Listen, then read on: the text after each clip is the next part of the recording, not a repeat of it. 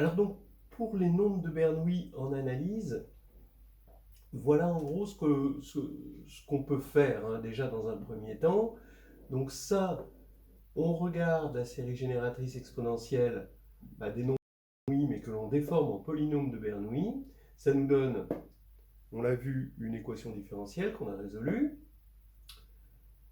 Ensuite, donc ça nous donne notre premier développement limité, celui qui va servir à engendrer tous les autres développements limités.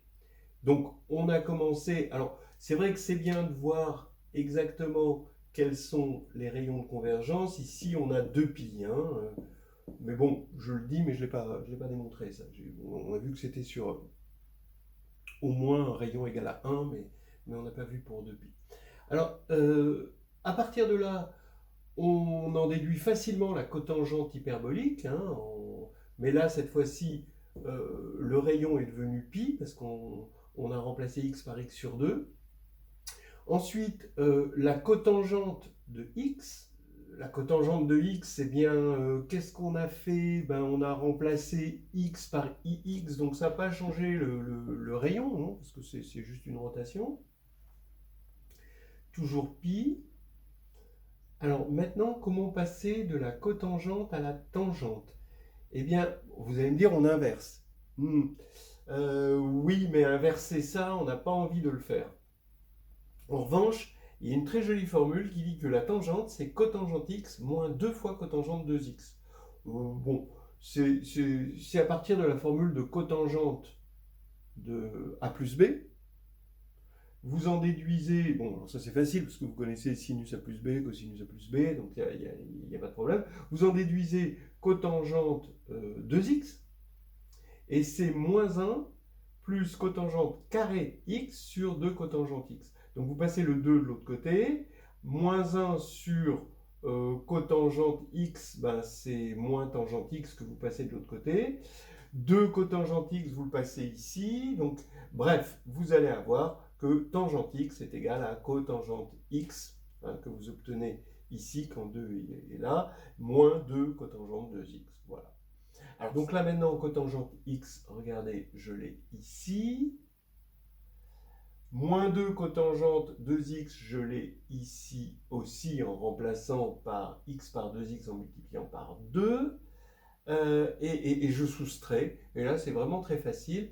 Et les 1 sur x, ça va disparaître ici dans cette histoire.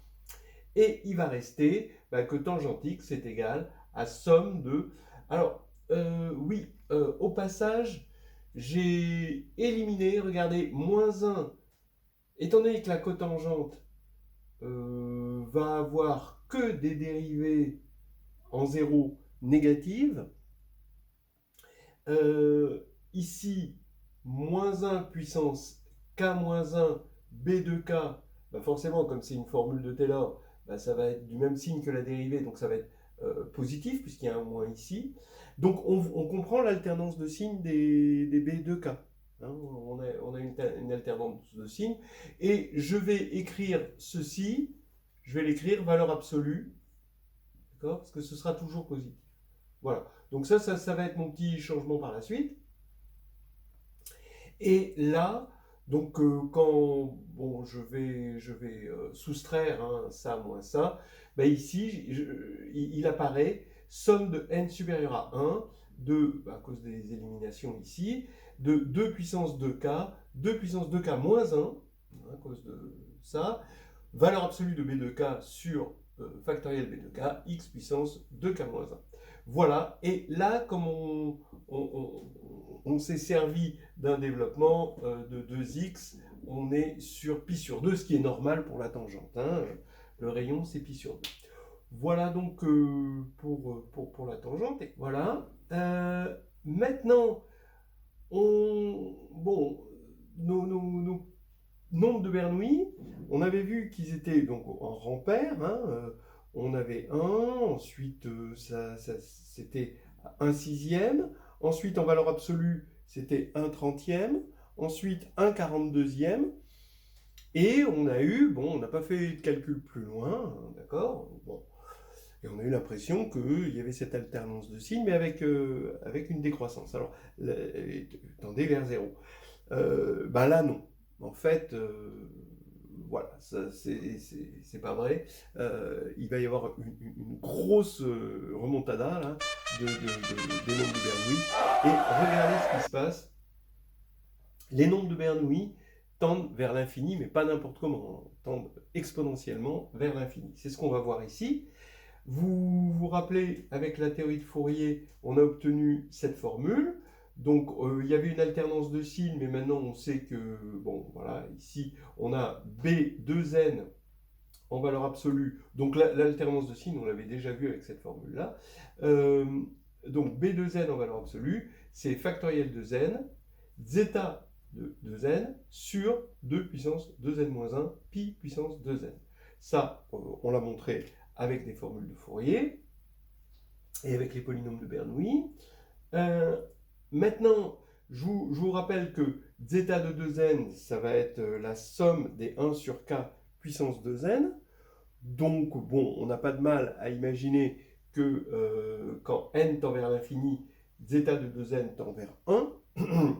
Donc, on va oublier ce truc-là.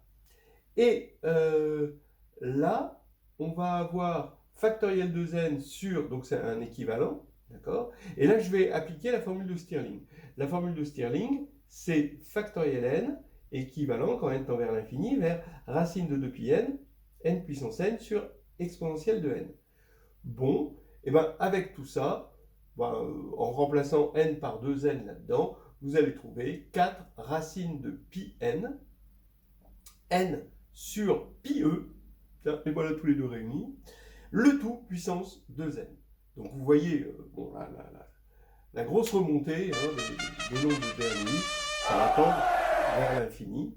Et même ce lien avec les nombres de Stirling, c'est pas n'importe quoi, parce que on a un équivalent qu'on connaît de factoriel n avec la formule de Stirling. Cet équivalent est affiné par un développement asymptotique de factoriel n, et le développement asymptotique de factoriel n fait intervenir les nombres de Bernoulli. Voilà. Pour le comprendre, il faut passer à la relation entre les nombres de Bernoulli et les intégrales. C'est ce qu'on va voir là maintenant, mais sans preuve.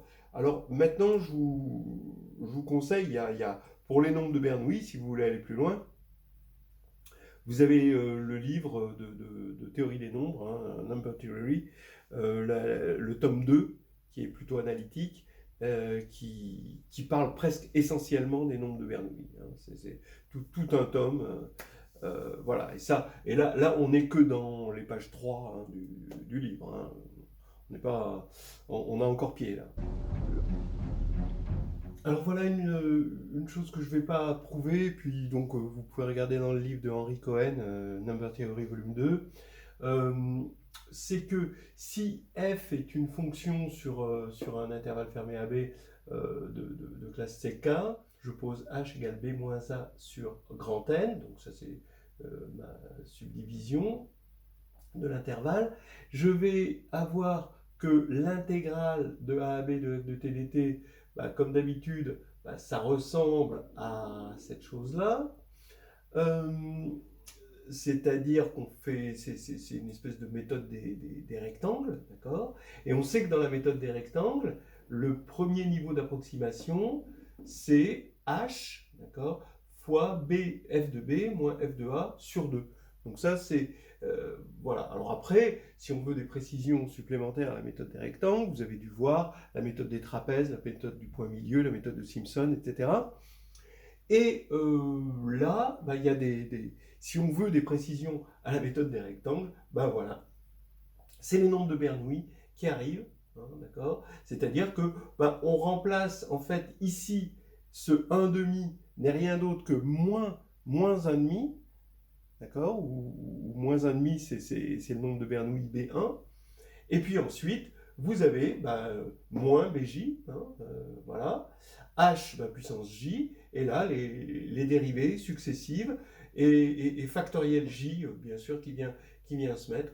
Voilà notre formule. Alors à partir de cette formule, voilà, quoi. Après, d'abord, ça fait le lien entre la fonction zeta de Riemann, puisqu'on ajoute ici des choses, et les sommes de Newton. On était parti de là pour introduire nos nombres de Bernoulli. D'une part, les sommes de Newton, hein, avec les polynômes de Bernoulli et l'endomorphisme de la dérivation discrète sur l'espace des polynômes, et Riemann, avec la théorie de Fourier, et ben, ça fait le lien entre les deux. Hein.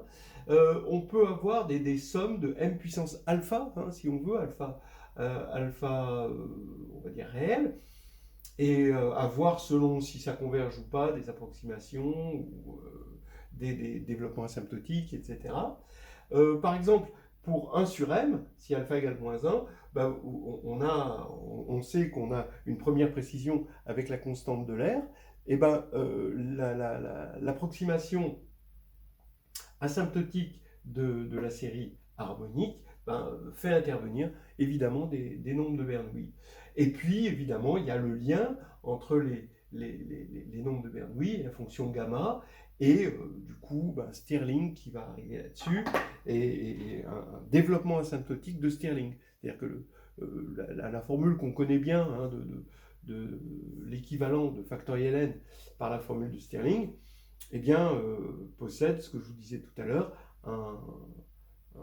une précision asymptotique, et ça va être la maman de tout un tas de formules. Voilà.